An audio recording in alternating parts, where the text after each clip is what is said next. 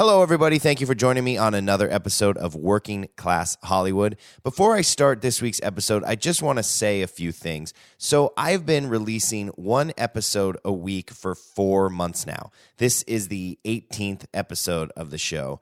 And one thing that people are always asking me is, what are my download numbers? You know, how many people are listening? So I wanted to talk a little bit about that before I start the show. So the download numbers between the episodes, they vary a lot, probably based on whoever, that week's guest was. So I have chosen to focus less on specific episode numbers and my overall monthly downloads. So I released my first episode of the show in the beginning of November 2018. So that's where I'm starting this count. So from November to December, my monthly downloads increased 66%. Pretty good. From December to January, they more than doubled, which is awesome. From January to February, the total monthly downloads climbed 36%, which is still really good. So now we're into March, and I hope to continue this growth of listeners. And I know the only way I'm going to be able to do that is with your help, the listener.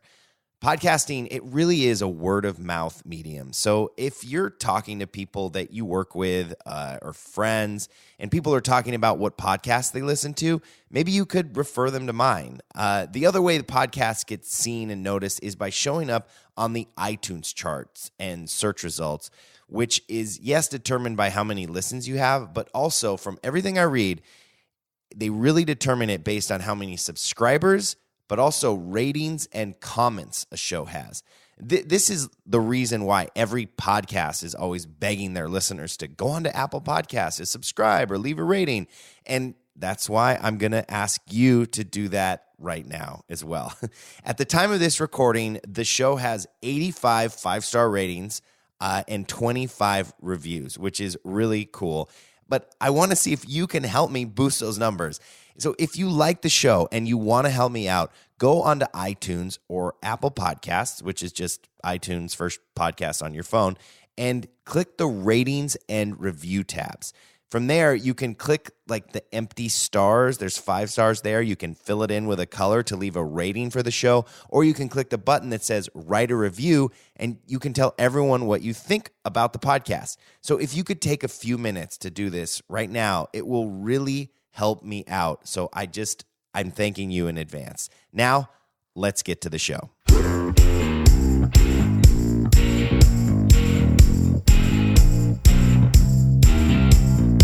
Welcome to Working Class Hollywood, conversations with people that make the movies, TV shows, and entertainment you love. If you're looking to break into or move up in the entertainment industry, or you're just a fan of content and want to hear about how it's made, this is the podcast for you. I'm your host, Jeremiah Smith.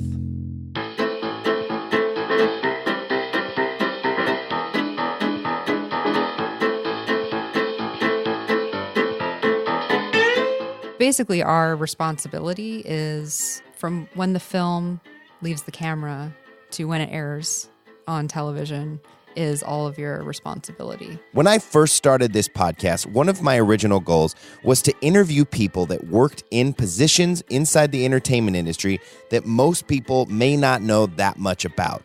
And today's guest is a perfect example of that. Jamie Vega Wheeler is a post-producer for scripted television. She's worked on a ton of shows. Just to name a few, Rome on HBO, Bates Motel on FX, and Lost, one of my all-time favorite television shows. So on a show like Lost, which shot in Hawaii but edited in Los Angeles, if you've ever wondered how the footage got from the cameras onto television, Jamie is going to tell you all about it because that's exactly what she does. Post-production really is a huge part of the entertainment industry, and it's not always the most talked about, flashy, and glamorous one. But there are a ton of people in LA that are earning great livings working in post-production, and Jamie, she's one of them. So I think you are really going to enjoy this informative, fun chat with Jamie Vega Wheeler.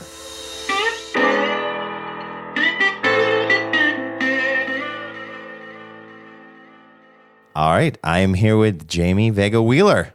Hi, Jamie. Hi, Jeremiah. How are you doing? I'm doing great. Thanks for coming over. I appreciate it. Yeah, thanks for having me. So Jamie and I met at a Christmas party? New Year's party. New Year's right? party, Yeah. right. Holiday season party. Yes. She is good friends with a good friend of mine who I actually went to high school with and then ended up marrying another good friend of mine, Joe Chandler, episode 1 of the podcast, if you haven't heard it. And yeah, we just started talking at the party over like eggnog or whatever. And I was like, oh, you have an interesting job. Come on my podcast. Yeah. And so 3 months later, here we are. Here we are. Yeah. All right. So tell me, so I always start the same way. Where are you from and how'd you end up in LA?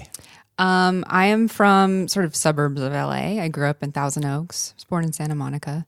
I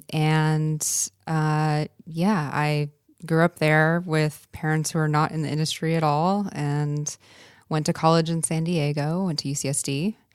Are you from San Diego? Yeah. So did we talk about that? I don't remember. I don't remember, but I know. I assume because of the Joe Chandler connection. Yes. Heather. Yeah, I grew up there, but then I moved up here my junior year of college I transferred to UCLA from a community college, and then just kind of stayed. Nice. So, So I went to college in San Diego. I studied abroad in Madrid for a season, which is where I met Heather. I studied art and music and was really thinking when I got out of college that I wasn't sure what I wanted to do between film and music. It was sort of, I could have gone either way. mm-hmm. So I graduated UCSD. Basically, I was an ICAM major, which is interdisciplinary computing arts major. But what was great about the major is you could take courses from both music and art. And I got really into sort of creating my own videos and doing my own sound design to that. Got really into Pro Tools and was also into music and, record friends' bands' demo albums. And I would do stuff like that. So when I moved back to LA, it was sort of, I had to make that decision. Do I want to try to get into film or do I want to go music route? And I didn't really have any connections in either.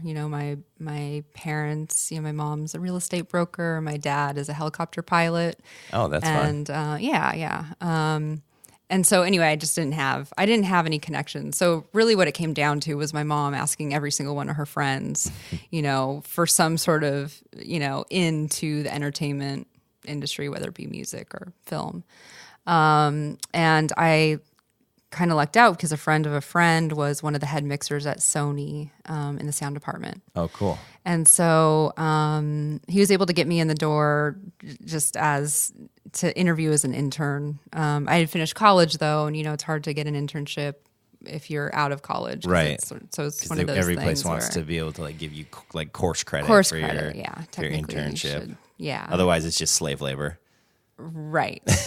Which I was willing to do. But no, so what ended up happening is I went in and I met with someone that works at the facility there who's in charge of hiring the interns.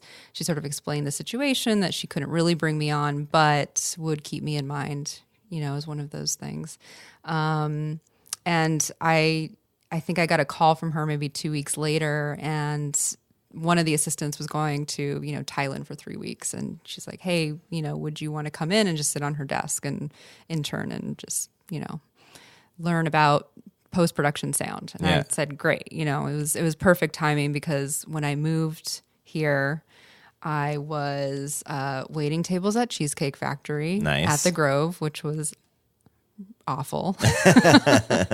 And so yes, any out that I could have, even if it was for the 3 weeks, I took that opportunity. And it was good. I was the assistant to the vice president of sound there. And he basically was in charge of scheduling all of sound editorial and the mix stages for Sony. And is Sony Music or Sony Film and Television? No, it's film and television. Okay. So basically, we were in charge of television. So my boss's job was to schedule all of sound editors and mixers for television. So post-production sound side, the facility consisted of, mix stages, ADR stages. When I stepped into that job, I was interacting with funny enough, people that do my current job now, and that's kind of what introduced me to that. Because in the post process, when you're making a TV show, sound is, it's sort of one of the last steps before you deliver a show to the network and it goes on to, TV streaming. So yeah, it was great. I learned a lot. It was perfect because at the time when I started doing it, I thought that sound could be great because, in college I was making my own videos and doing sound design, and I loved the creative aspect of that. Mm-hmm. And so if there's a way to translate that in working in television and becoming a sound editor or mixer, I thought that would be, the greatest job. Like it was really good to come into sound and sort of aspire to do that. And of course, the second I walk into it, everyone's like, why do you want to be here? Why do you want to do this? But I love sound, and I still do to this day. And what I ended up doing there, I was there for 2 years. And so that 3-week gig turned into like a long-term thing. Sorry, yeah. The 3-week gig, what ended up happening is the woman who went on vacation, she, I got to, the person I was working under, he was saying that they had pretty much the busiest fall season coming up. It was like it was August when I was there, and they had a busy fall season. And he thought that he could figure out a way to hire me on just to do helping out the sound assistant editor who was working down the hall. And basically their job was just to be the intermediate when shows turn over and, organizing it for sound editors. So it was great. I thought that would be, I was thankful for that opportunity. He helped me get into the union, the Editors Guild, because it was a union job. And then when the assistant came back, she actually decided she wanted that job instead. So she's like, well, that sounds more appealing than the assistant job I'm doing. So what happened is I ended up becoming the assistant, and then she went on to do that. Gotcha. Yeah. But so I was, my boss's assistant for 2 years there, and I was sort of interacting with, like I said, people that do my job now, scheduling mix stages, and I got into queuing Foley. Wait, what does that mean? Queuing Foley. I don't even know what those words mean. I know. Yeah. Sorry, I'm doing a really bad job of No, you're not. That's why you're here. So I can ask you all these questions that I don't know anything about. Yeah. So Foley is basically when you're watching, any type of film or TV, all of the sounds of people, even like cloth movement when you move, or, setting down a glass on a table, or anything really is recreated, and it's recreated on a stage. Where I think I've seen that at Universal Studios. Yeah, you go in and they play the movie, and you have to that's close exactly the door and right on cue and everything. Yeah, so it's people's jobs to actually, which was amazing. It's like you see all the behind the scenes of all these, what people are doing to, make these movies and TV, and it's pretty fascinating. So on a Foley stage, you have a mixer, and then you have 2 Foley walkers that are essentially just they're watching the movie, and there's cues. So someone goes through and cues from this time code to this time code. Right. Someone lifts up a glass and sets it down, or someone scratches their eye. You're scratching your eye. I'm scratching right my eye. now. Right, let's see if you can hear it. Right here, listen to my eye scratch. I'm a Foley artist. Or removing your glasses, or Did they still do this sounds. Today? Yeah. Really? Yeah. Wow. Yeah. For some reason, I thought that was something from super old school film production. No, because that's sort of the art and sound that you recreate. All of these, all of these little nuances sort of add to sound design of a movie and Interesting. TV, and make it great. Yeah. It's all the stuff you take for granted. Even another one that people assume don't even know exists is Loop Group, bringing in actors. I have heard of that, yeah. That are, because when you're on set and you have, if you're in a restaurant and you have 2 characters that are, the main characters in the scene, and they're talking to each other, and you have everyone else in the restaurant, they're just miming. They're not really talking. The whole point is that you want to preserve the sound of the main characters that you can. That's the sound that you end up really using. Yeah. And then everything else is recreated. So, at the end, once you are sort of done editing your picture, you will bring in actors to come in and they try to guess what the extras and background were saying on the day so that it looks like they were. So just like people sitting around in a room being like, oh, Dad, did you forget? Did you take the dogs out for a walk this morning? Yeah. Like, yes, honey, I did. Like, da da da da da. And then they like take that and then like overlay that over like whatever the dialogue is, just and put like ambient like room noise or like you on usually it have and stuff. room tone, and you have. I mean, that's the sound supervisor, sound designer's job is to figure out what's needed Right. for the scene and So I work in recreate it. I work in reality TV, and we do something similar, but it's mostly just like comes from like a library. So like we have like our library music and sound effects and stuff. So it's like if you're in a restaurant, you would just like go to your library and just like put in like medium-sized restaurant ambient noise or whatever, and it's just like it's like people talking and like silverware clinking and like that kind of stuff. That's like probably like the cheaper way to do it.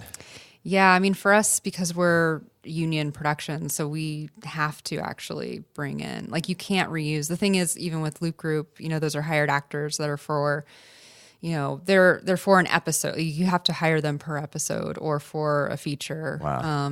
And you can't steal background from another episode and put it into. Really? Yeah, no, you can't, because you hire those specific actors. For our Loop Group on the shows I work on, we, anywhere from like 5 to 7 people come in, and they're SAG actors that are hired for that specific episode. And so you can't, you can't reuse any of that. Wow. Yeah. That's crazy. Yeah. That's like that must be expensive. Yeah. Like you probably like, what's your like Loop Group budget for like a series? I mean, yeah, SAG day rate for an actor is what? Like $700 or $900 or something? It's like $980. 98. So times, day. so imagine just like say like six Yep. or $7,000 per day per Loop Group, and then like times that by how many episodes, and wow, that's insane. Yeah. You're like Yeah. blowing my mind right now, Jamie. Sorry, yeah. So you were at Sony doing this, like kind of overseeing and managing, Yeah. like. So I would actually cue Foley, and the episodes, like the TV I was doing that for was, remember the show Rome for HBO? Did you ever see that? Yeah. So it was great. I got to come in and cue, like basically you have a Pro Tools session up in the video, and you're just cueing in and out of everything that's happening, and then that will go off to the stage. It's like armor clanking and swords clashing and like all that stuff. Yeah, a lot of those types of sounds do end up. It's like a fine line between what's considered Foley or a sound effect, because you have sound effect editors who are cutting hard effects, and Foley it's just a different category. Gotcha. I don't know. It's there's a difference between the two, and like great sound designers will go out. Like I when I was at Sony too, I was fortunate to work with a really great sound designer that was doing all of the sound for Deadwood, and we actually would go out to the sets, and he would just walk around recording whatever he could. And I had family friends that had horses. He's like, "Oh, can I come and record your horses?" And the walking around. I mean, so that's the art in it, I think, is that you definitely, like, you can put your all into it and go out and actually try to really record, and it will sound better. I mean, the best sound designers, that's kind of how they operate. And I loved that part of sound. And so how it works is everything goes through sound editorial, and it gets prepped, and then the last stage is mixing it. And then when you're on, I assume you guys have mixes for... Yeah, but they're pretty, I mean, I'm imagining a lot more simple than like what you guys do. So we basically like, we cut the show offline, in-house. And then once like picture and sound, everything is locked, it goes to like a post house basically. And they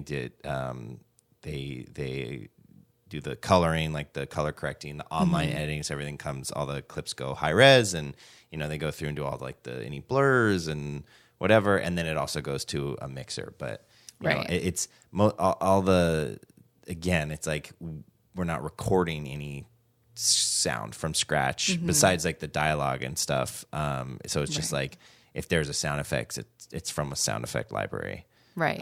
So I'm assuming it's a much simpler process, the mixing process, than like what you're talking about.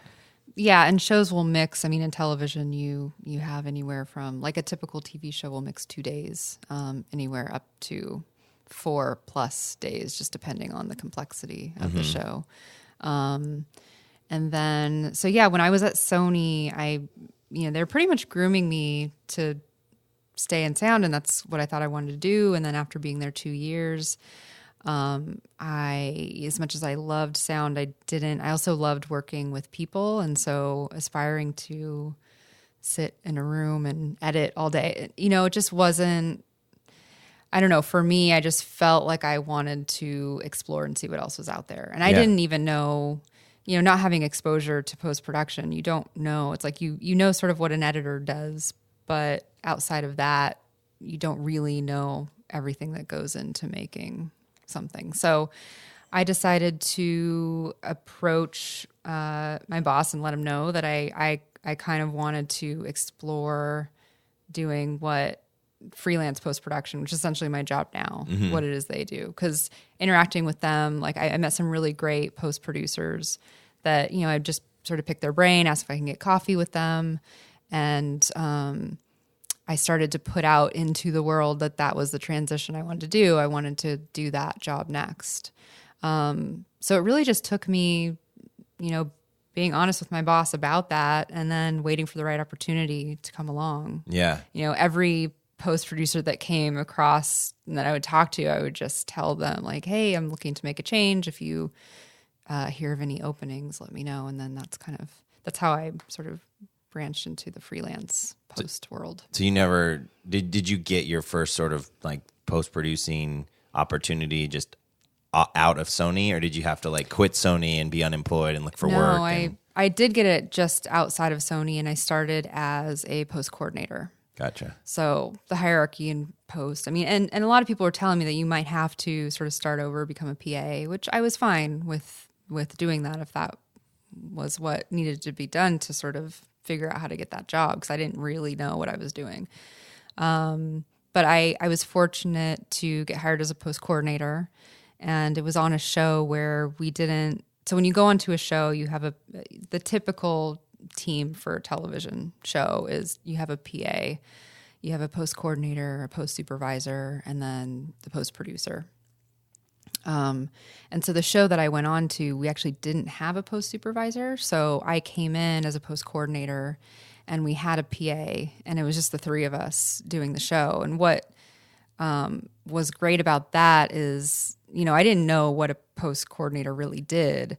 And so I just went to my boss at the time and asked her, just give me whatever responsibilities, so she actually gave me a lot of what, looking back on now is, stuff that I do as a post producer, and like, sort of giving me the reins to, basically track the budget and, go to sessions, supervise color timing, supervise mixes. I knew the sound side, so she was comfortable with letting me supervise all the laybacks by myself. I mean, it was just, now thinking back on it, it seems crazy that I could step into that job and do all that. But I would never let my post coordinator do those things. Well, it's just, it's just something that being thrown into it, you don't really know at first, and you just sort of have to learn, it just takes time to learn all that stuff. But, yeah. What show is it that you started on? Do you remember? So that show was called Canterbury's Law. It was for Fox. It was a Sony show, and it just did one season or half season. It was 6 episodes. And then when I was on that show, towards the end of it, because we knew that the 6 episodes, it was going to come to an end after that. So, that's sort of the biggest fear in the freelance world, I guess, is figuring out when that next job is going to come. Right. I learned very early on to not be afraid of that because I just feel like, I mean, there's stuff's constantly coming up and it's just not, I'm not one of those people that has to constantly worry about the next job. You handle it well. That's good because like it is like, you know, because I'm freelance as well. And like it is one of like, it can be one of the stressful things about it because you have this wrap date that you're given when you start. And it's like, once that's sort of fast approaching, if you don't have anything after that, you're like, okay, what am I going to do for the next, you know, however many months or the next year? And like, how am I going to pay my mortgage? And, but it usually works out. And there's like thousands of people that are in this industry that are freelance like that. And they, you know, they're making careers out of it and they have houses and kids and, you know, they pay their bills and everything. So, Right. But yeah. And you're constantly meeting people from show to show. And I think just like building your network and there's always something now more than ever. There's so much TV being made. So exactly. So anyway, at the end of Canterbury's Law, I ended up getting an email from someone over at ABC about an opening on the show Lost. They were looking for a post coordinator. So I ended up getting that job, which was extremely fortunate. I mean, what season of Lost was it? Season 4. Okay. And I came on mid-season during the writer's strike in 2007. So it was an odd time because they basically were in various stages of like, they were probably halfway through shooting and they just took a break, but they kept post on because they had episodes they could have, you know, they were working on and finishing. And yeah, I mean, that was a great opportunity to be on that show and met some really great people. And again, one of those things that even though, so I came into that job realizing, oh, okay, this is what a post coordinator does. But your duties were kind of like stripped of you a little bit. Yeah. Okay. Yeah. But I always made it very clear, like what I would do is I would get my work done so that I could go to sessions. And I developed a relationship with my post supervisor who was great. She would let me shadow her. She would let me take as much on as I wanted to. And I think because I could do all of my, you know, coordinating responsibilities and desk work, you know, I could sort of juggle the two. The post producer on that was okay with letting me go to sessions, which was great. So then that was season 4 of Lost, right? And I think it was season 5. No, I think it was season 5. I was also a coordinator. Season 6, I got the bump up to post supervisor. And just sort of, and that's what the freelance world is sort of, you know, learning all you can and trying to work your way. Trying to get that title bump. Yeah. Yeah. I love Lost, by the way. That's one of my favorite all-time TV shows. Yeah.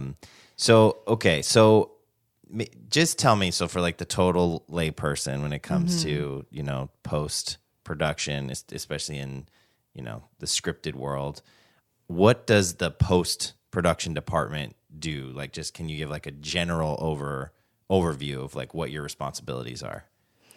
Yeah, so within our department, for a typical 1-hour drama show, because that's mostly what I work in, we usually have 3 editors on staff. We'll have at least 3 assistant editors that have, you know, dedicated editor they work with. And then the support staff, which, you know, is comprised of a post PA, coordinator, supervisor, and post producer. That's sort of like the typical... The team. That's the team, yeah. And then so basically, you know, working in post, you come on anywhere from 2 to 3 weeks before production starts up. And in prep, it's, you know, setting up dailies. It's because basically our responsibility is everything from the time the film, you know, on Lost it was film, but every time, like from when the film leaves the camera to when it airs on television is all of your responsibility. Gotcha. So, it's coordinating dailies. It's making sure that the editors have what they need to get the job done. It's, you know, budgeting and scheduling are the biggest ones because that sort of dictates how easy or hard the job is going to be. If you have the right schedule and the right budget, then you can get stuff done and not have to work crazy hours. And then, it's working with the showrunner and making sure that they have creatively what they need to get the job done and make sure they're working well with the editors.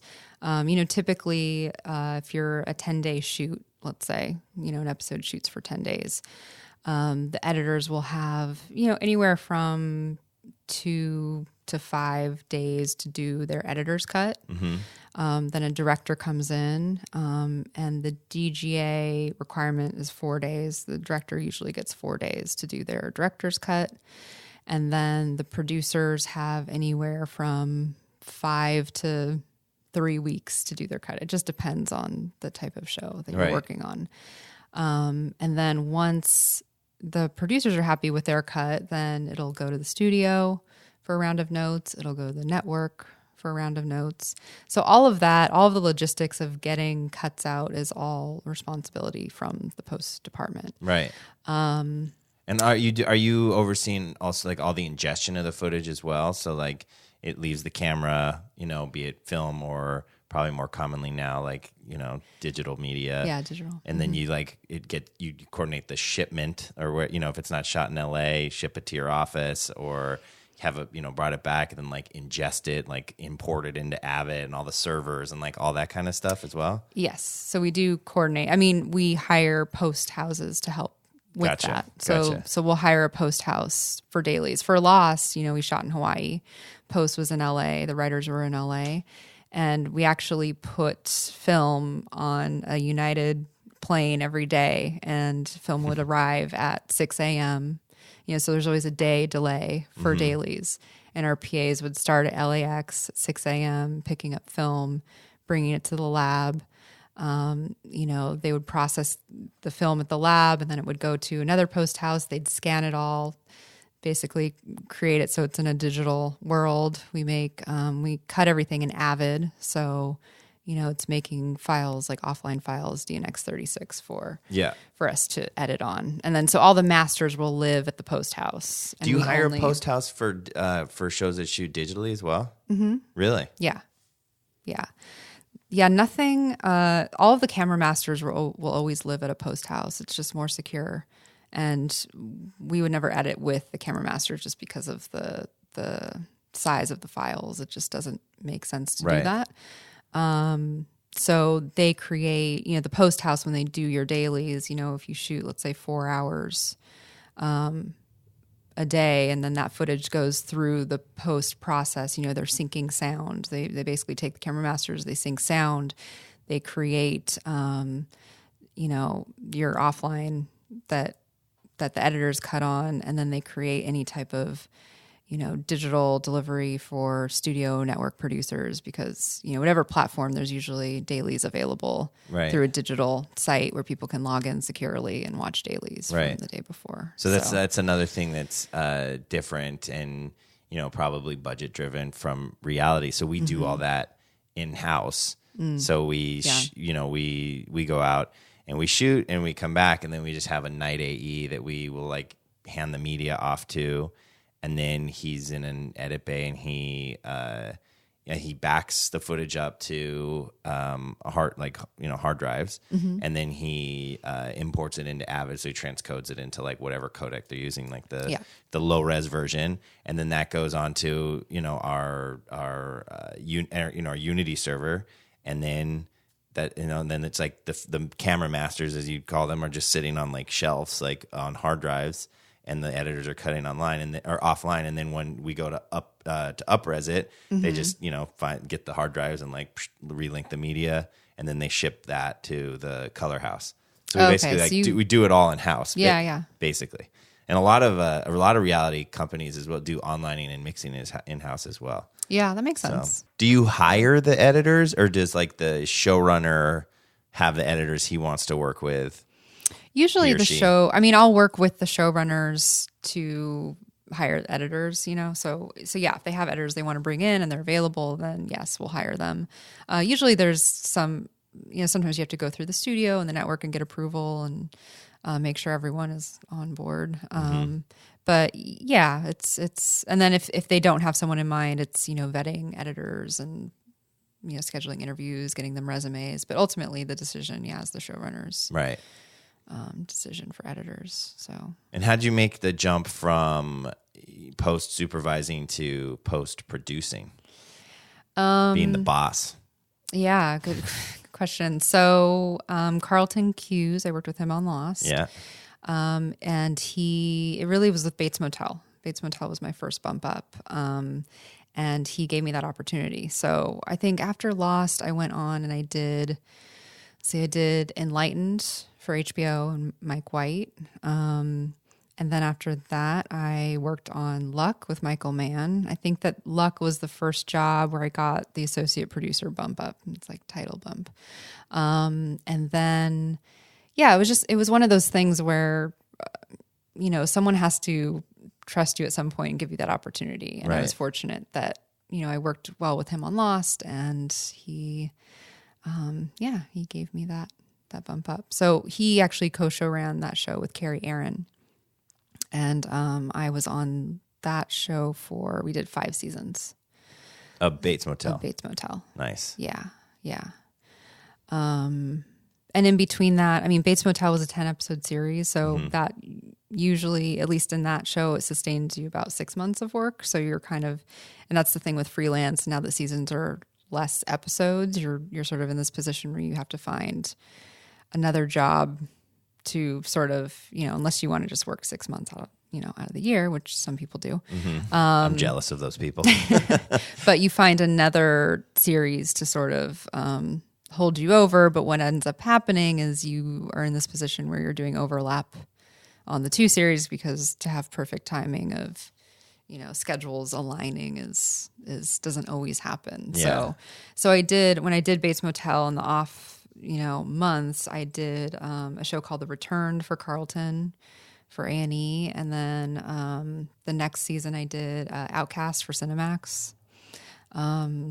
Just kept working. I was fortunate that as a post supervisor and even coordinator, you're working with these different networks like HBO, who, they also sort of see you grow. So when you do make that jump, you have these people that you've met and know you. And so eventually they need someone to, post-produce the shows that they have coming up. So that's kind of... Right. You make a shift at some point from like the post-producer being the one that hires you to like the showrunner or the studio and the network and that kind of stuff. Right. Because then at that point you're basically considered the department head of post. Yeah. Right. So it's, And what have been like the most recent things that you're working on that you can talk about? I know something is top secret. Yeah. No, I'm working on a Apple series right now, called The Morning Show, and it's with Reese Witherspoon, Jennifer Aniston, and it's been great. We're probably halfway through shooting. I'm so curious to see. We talked a little bit about this before I hit record, but I'm just like so curious to see what's going to happen with all these like different streaming platforms, and like it sounds like Apple's putting like a ton of money into series. Netflix obviously is continuing to put a ton of money into series. It's just like where's it going to go? I know. Like, are we just going to be at this point where like every household just has like 8 different like streaming subscriptions? You know what I mean? It's like, right. So mom and dad have Netflix and Hulu and Amazon, and then the kids have Disney and, whatever Nickelodeon's version of it is going to be. And then like, then you also have to pay for Apple, because then that's where you're going to watch this show. And then you have to pay for the Facebook one, because that's, you know what I mean? It's like, I know it's hard to say how long that's really going to sustain. I feel like the top ones are going to at some point take it over. Right. Like, I don't know. Like it used to be like, we don't have cable at our house. Like we're cord cutters.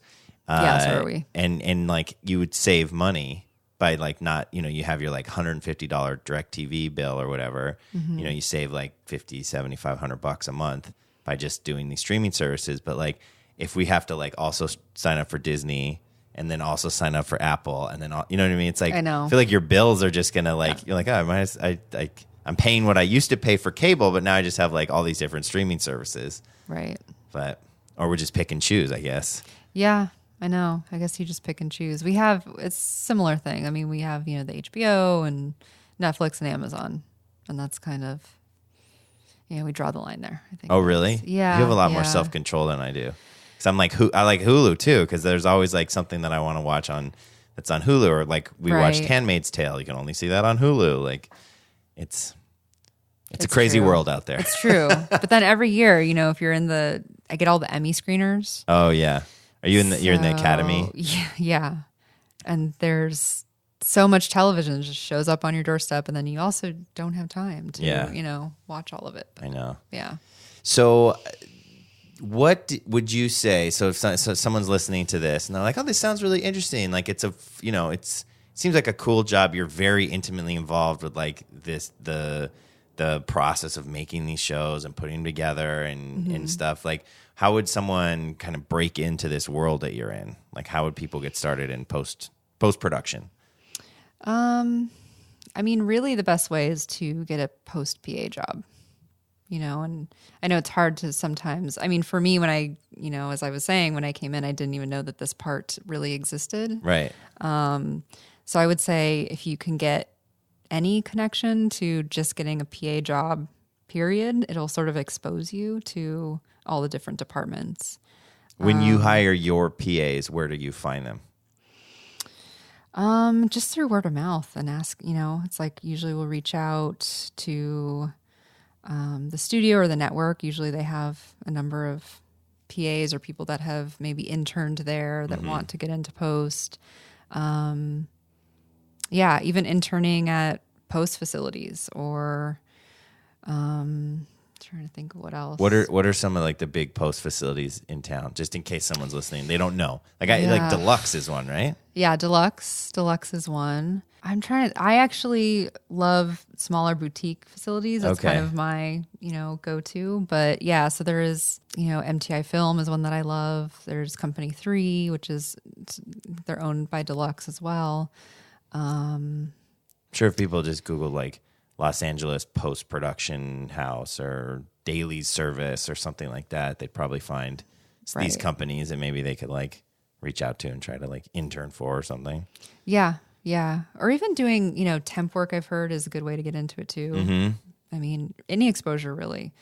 But it's mostly word of mouth. I mean, it was embarrassing my mom asking all of her friends, but that's ultimately what got me, the first thing. So it's, I would say go out, any family friends, anyone that who's in the business, just ask if you can take them for coffee and sort of pick their brain. And then I would say once you're in it, is to focus on, because I actually have hired a lot of post PAs who want to be writers. Mm-hmm. And I always am trying to shepherd people, into departments where they want to be. I had a post PA that worked for me that actually now is a staff writer on a show. Nice. That, after he was the post PA, he went on to be the writer's PA for Bates Motel. And then sort of, worked his way up from that. So yeah, I mean, another thing I would say is once you are even in those PA jobs is just be vocal about what it is you want to do. Right. Because, we're in an industry where people are mostly thinking about themselves and just getting through their own work and not necessarily thinking about promoting other people. Or, I mean, unfortunately, that's just if you feel like you want that opportunity, you have to be vocal about it. Right. Because people aren't always just going to promote you just, because, sadly. Yeah, of course. And do your work well, make relations, establish yourself in the in the department or the office or whatever, and then you can vocalize that, but like don't start day one and be like, I don't want this stupid bullshit job you just gave me. What I really want to do. Yeah, I've definitely seen people come through the door like that, right? Who feel like they don't need to pay their dues. And yeah. No, it is true, and I would say that when you're in the job, just trying to be as helpful as you can. A friend was telling me a story about how he had a PA once that would sit there and just read a book all day. And then like the one time he was supposed to be going to get lunch, he's like, oh, no, it's cool. Postmates, I order Postmates. They're going to come. And Oh, gosh. No, that's, as a PA, that usually is your job to get lunches. So when you're it's literally calling Postmates and you're sitting there being paid reading a to be book here. is probably not going to get you Oh, the God. next job. Has anyone at any point given you any advice that's like stood out to you that could apply to post-production or just like career, job, life, anything? What's some good advice you've received in your life? Yeah, I mean, what I have heard from other showrunners I've worked with that have worked with other post-producers that, like one thing, you are a producer on the show, and I think a key to doing that job well is not overreact, like being overreactionary about everything. Like I don't know, my bosses tend to tell me that I have like a calmness that when you sort of exude that, it helps navigate and get you through. Yes. Tough, because it's tough. It's like high pressure job. There's a lot of money on the line and scheduling, and it's, you kind of have to figure out how to navigate. Yeah, I interviewed this showrunner just recently for this podcast, this guy Matt Nix, and he was speaking, I think, of like creatively, like writing and stuff. But I think it could probably just apply to all of it. He's like, television is just problems. That's all television is. It's just like they're just like every day you're like solving problems. Like you can't shoot at this location because it's too expensive. How do you solve that? Or like this, like something's over budget. How do you solve that? And it's just, and I mean, it's true, right? Like even, in my world and reality, and it sounds like in yours too, it's just like, if you're not someone that can't like just be constantly like solving problems, putting out fires, like hearing things that like could potentially derail the whole process and just like, okay, well, let's just fix this. Like that's just part of the job. Yeah. And every little thing can't be like like an emergency where you're sky's falling. Yeah, exactly. Yeah. Yeah, that can get very old. Yeah, it's true. And my job I see it as, I'm there to provide support for the showrunner, and ultimately it's you want to give them that support they need to get the job done, and they have so many things they need to do on a daily basis that I try to, my job is how do I make their life a little easier? Right. That's good. Well, this has been super fun. And like, honestly, like your job is like the sort of prototype of why I wanted to start this podcast, because you work in the entertainment industry. You're like directly involved with like the making of these shows. You're earning a living, and it's like, there's so many people that just don't know about it, So right. like I'm enjoying learning about it, and I'm sure like people that are listening will enjoy about it too, and maybe you'll get a big influx of resumes into your office for people that want to be post producers. Right. Yeah. No. It is fun. I do enjoy it. Good. So, yeah. Awesome. Yeah. Well, thank you so much, Jamie. Yeah, I really me. appreciate it. This was super fun. Yeah. Thank you. All right, that was my chat with Jamie Vega Wheeler. Thank you guys so much for listening. I hope you're enjoying these episodes. If you could do me a favor, I'm going to ask you again, go on to iTunes or Apple Podcasts, wherever you're listening, and subscribe, leave a rating, or write me a review. That is so helpful to the show. If you want to reach me, I'd love to hear from you. You can email me. It's show, SHOW, at workingclasshollywood.com, or you can find me on Instagram at workingclasshollywood. I've got some great guests coming up. Some of my best are yet to come. I promise you that. So stay tuned, and I will see you next time.